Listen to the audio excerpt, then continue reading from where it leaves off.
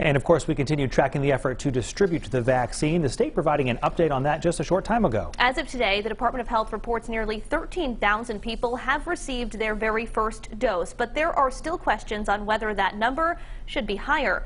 12 News reporter Brandon Truitt pressed health officials on this topic today. He's live at the DOH in Providence with what he's learned. Brandon?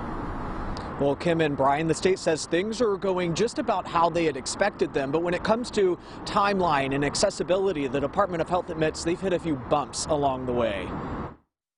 It's been a very exciting launch to the week for us. Another busy week for the Rhode Island Department of Health, but they're the first to admit there's still a long way to go.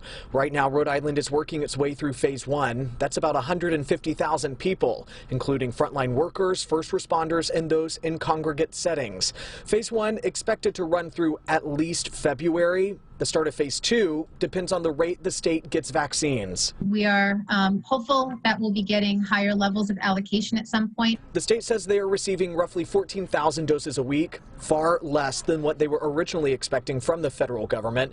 But it's happening to states across the country. What the Department of Health says they need is consistency.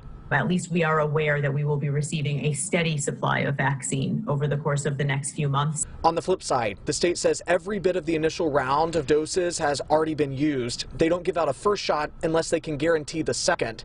It's more about making sure it gets here in the first place. Our ability to distribute it is fully dependent on what we receive.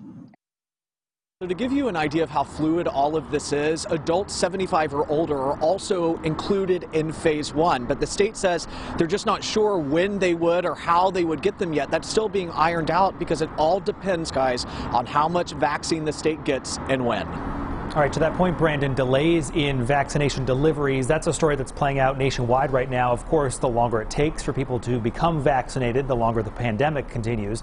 Hearing anything about that today?